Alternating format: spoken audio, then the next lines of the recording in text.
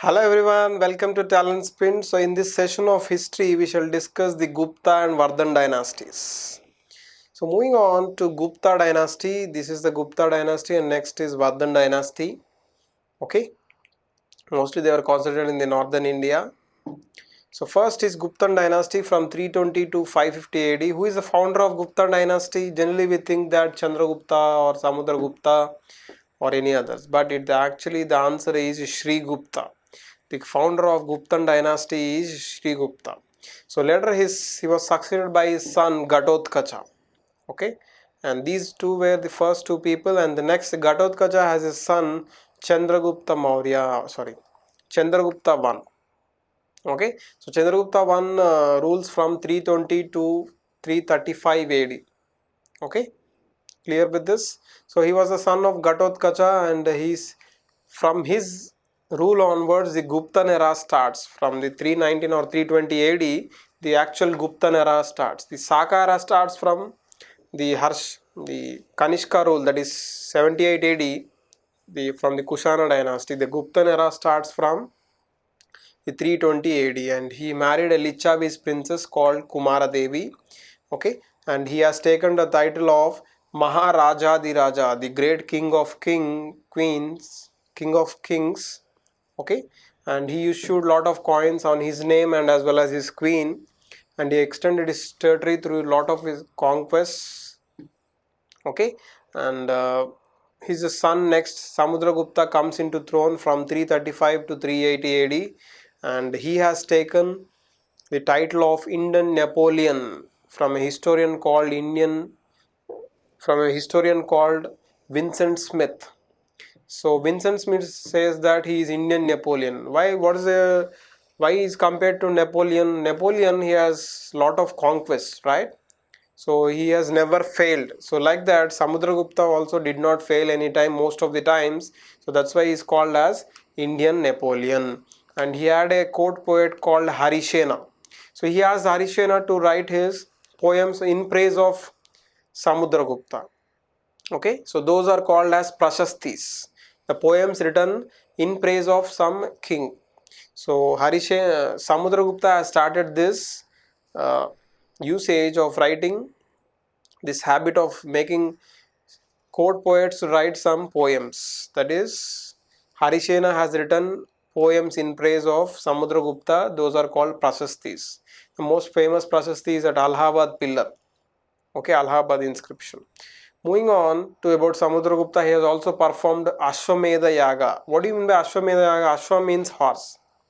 So generally what they used to do is they used to do some sacrifice and leave one horse. They used to perform some rituals and they leave a horse. So wherever the horse goes, the king used to say, those regions are mine.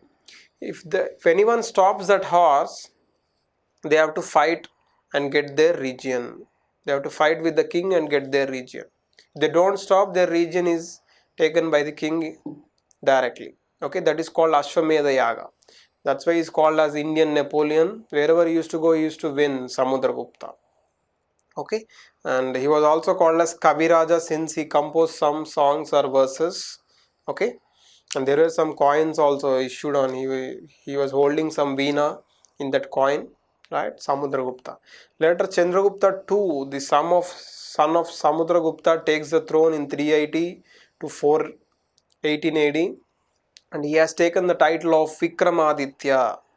Okay, remember this. He has taken the title of Vikramaditya, and he was a brilliant conqueror and administrator as well. And though his father was a Vaishnavite, but was tolerant of other religions. Okay, and he had Navaratnas. Navaratnas means 9 jewels or 9 people in his court.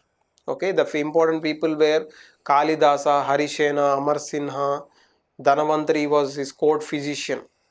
And we see Dhanvantari clinic, all those clinics, right? So Dhanvantari was a person, was a court physician of Chandragupta II. Okay, Kalidasa is called as Indian Shakespeare for his works. We will see what are those. Okay, and Fa Hien, remember, a Chinese Buddhist traveler Fa Hien has visited Chandragupta II, that is Vikramaditya's court. Okay, to study about the Buddhist works going on, Buddhist places which were in the Gupta's reign. Okay, Gupta's age is called as golden age because the arts have flourished like anything during the Gupta's age. Okay, and Kalida is also called as Indian Shakespeare for his works. So we'll see what are those works at that time. So Kalida has written the famous Abhignana Shakuntalam. It is a love story between the king Dushyanta and Shakuntala, right? And Ritu Samhara, Kumara Sambhavam, uh, Meghadutam, clouds will act as messenger between two lovers. All these were written by Kalidasa, the Indian Shakespeare during Chandragupta II. He was a Navaratna during Chandragupta II. Next is Vishakadatta. He has written Mrichitaka and Devi Chandraguptam. And next is Vishnu Sharma. He has written Panchatandra stories. And the next is Shudraka. He has written Mrichitaka. Is a little cloyard. Okay, one king falls in love with a slave girl or labor girl. That is a story mentioned in Mrichitaka. Okay, and the next is scientific books written by some people during Guptas. The first is Aryabhatta. So Aryabhatta has existed during Gupta's period, particularly Chandragupta II. He has written the famous book Aryabhattiyam, Surya Siddhanta. He has given the value of pi, right? He has given the value of circumference of a circle.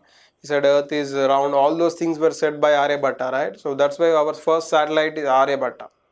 Next is Varahamihira. He has written Panchasiddhanta, Bruhad Samhita, Bruhad Jataka.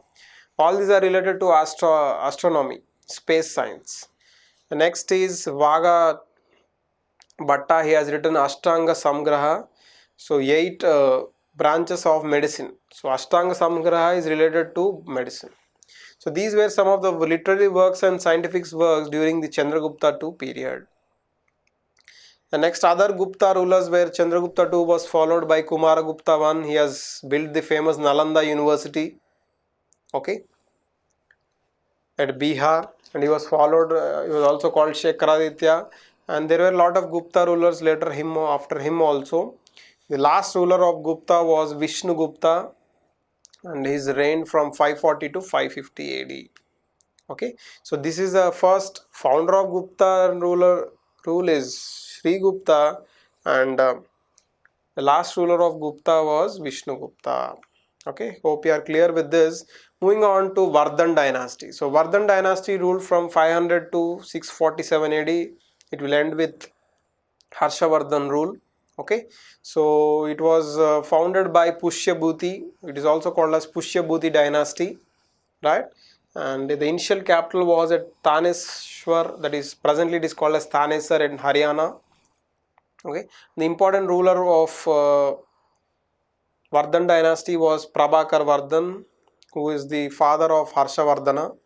Okay, and Harsha Vardhan was the son of Prabhakar Vardhan, the most important rule, and he takes up the throne at the age of 16. Why? Because his sister was imprisoned by a person called Shashanka of Gauda when he kills her husband Grahavarma. So when his sister was imprisoned, his brother goes to fight with Shashanka, okay, and his brother also will die in the battle, so he wanted to take revenge on Shashanka. Okay, clear with this? And he married to Durgavati Harshavardhana. He has taken up Mahayana Buddhism. So for this he took up an alliance with Bhaskar Varman, and he was successfully taken revenge on Shashanka and fled him out, and he successfully captured Bengal. He has also captured the place called Kanauj. So later he shifted his capital from Bengal to Kanauj. Who? Harshavardhana. After the fall of Guptas, there were a lot of small kingdoms like Bengal, Bihar, Odisha, and also Vallabhi. He was also defeated Vallabhi king of Gujarat. And the famous Chinese Buddhist traveler Huan Sang visits Harshavardhana's court. Remember this?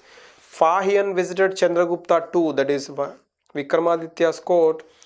Huan Sang visits Harshavardhana's court, and he will write books about Vardhan's rule in India.